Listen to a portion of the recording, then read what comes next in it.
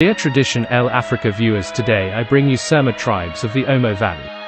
Surma, Suri, is the self-name of a little-known group of agro-pastorals, cultivators straddling the borderland of southwestern Ethiopia and Sudan. They show some historical and cultural affinities with the Nilotic peoples in neighboring Sudan. They are also related to the Ethiopian Mercy and especially the Mene, other, tribal, groups in this area. The Suri are composed of three subgroups, the Chai and Tirma, very closely related. The Suri live in a remote part of Magi and Bero Shasha provinces in the Kefa region of Ethiopia. The Tirma and Chai are typical lowland dwellers whose settlements are all below 1,000 meters, in a semi-arid area along one perennial river, the Kibish.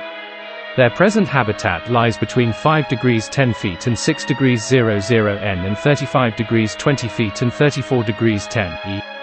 Linguistic affiliation. Like the Mene and the adjoining Merle, the Suri speaker, Semitic, formerly called Surma, language. It is classified, together with Mercy, which is very similar, as Southeast Semitic.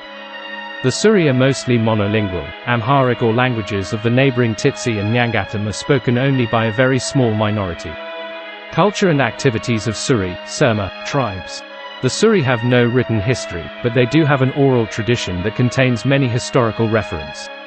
This oral tradition, reconstructed partly through comparison of genealogies and stories about the movement of clan groups, refers to a migration history of Suri constituent groups, starting in the lower Ormo River area, i.e., north of Lake Turkana. No clues have been found as yet in their tradition to point to a historical base. They claim that in former times their name was Nagos, not Suri. They have substantial cultural similarities with the Mercy but deny the idea of an original unity with this group. Both groups place their core area in the same region, in the lower Orno Valley. In the early 19th century the Suri started to move to the west, toward Nita Mountain, which they call Shulagui, on the Sudan-Ethiopian border. Subsequently they migrated toward the highland ridge north of Nita, the Tirma range. In general, their oral tradition is dominated by the theme of conflict with their southern neighbors, the Para-Nilotic Nyangatam, an offshoot of the Karamojong cluster, who speak a language very close to Turkana. The Suri have always lived in closely settled and named villages of 25 to 80 domestic units, averaging from 250 to 350 people per village. Young men have their own cattle camp settlements near the pasture areas for livestock, which are usually kept together in very large herds. A village is part of a territorial unit called Abirin, a term derived from the name of the traditional place where Suri cattle were herded. Villages are clusters of family units, each with their own small gardens and compounds. Most men have more than one wife, and each wife has her own hut, cooking place, and garden. Young men of herding age live in the cattle camps, which are from 6 to 8 hours walk from the permanent settlements.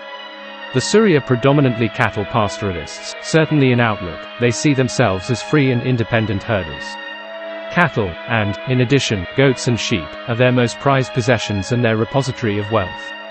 Women also have their own cattle, but always in much smaller numbers than their husbands. The permanent villages, however, are the centers of maize and sorghum cultivation.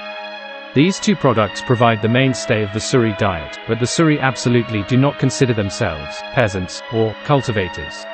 Another subsistence activity is hunting, of antelope and virtually all other animals, e.g., buffalo, elephants, giraffes, leopards, lions, and ostriches, if they find them.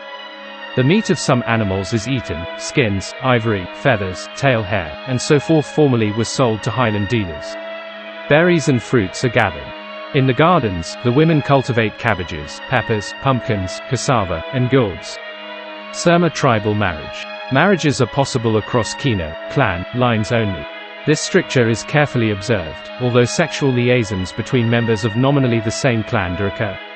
Marriages are usually arranged after the rainy season dueling contests have ended.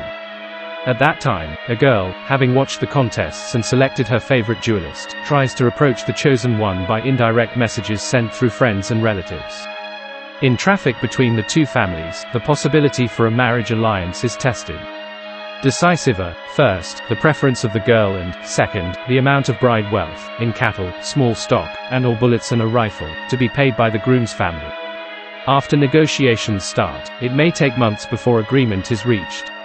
When a deal is clinched, the real wedding ceremony is organized, with beer, called board, song and dance, and the ritual entrance of the girl into the new hut and into the family of the groom.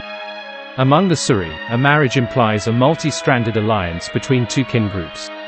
Divorce is rare. Socialization in the Suri tribe. The Suri push their children, both boys and girls, to be independent and assertive. This is very evident from the games young children play. There is no physical punishment, such as beating or pinching, but much verbal discussion, encouragement, and reprimanding. Children of both sexes learn their respective gender activities by following their parents, older relatives, and peers. From the ages of 6 to 7, children start collective activities, play, gathering of fruits, some herding, drawing water, fetching firewood, grinding, in groups of their own sex. Adolescent males organize ceremonial stick-dueling fights, which are big, all-Suri events. Participation is a must for all maturing males. Suri elders form an age set that the younger people respect. In the domestic sphere, parents are much respected by their children. There is virtually no intergenerational violence, as there is among the Min, a closely related Semite people. Now, government is trying to school the Suri tribe's children with free of charge. They are not yet exposed too much inter-ethnic or out-group social contact. They develop a strong group consciousness and pride, which often results in disdain of all non-Suri groups. Surma stick fighting and Surma woman with lip plates. Piercing and lip plates are a strong part of the Suri culture. At the point of puberty, most women have the bottom teeth removed in order to get their lower lip pierced. Once the lip is pierced, it is then stretched and a lip plate is then placed in the hole of the piercing. Having a lip plate is a sign of beauty, and the bigger the plate, the more cattle the woman is worth. This is important when the women are ready to get married. It is still unknown why and how lip plates came to be used. One theory says lip plates were used to discourage slave owners from taking the women who had them. Stick fighting. In most cases, stick fighting is done so young men can find wives. It is a way for young men to prove themselves to the young women. To the Suri, the ideal time to stick fight is just after it rains. The fights are held between Suri villages, and the fights begin with 20 to 30 people on each side. Of these 20 to 30 people, all get a chance to fight one-on-one against someone from the other side. During these fights, there are referees present to make sure all rules are being followed.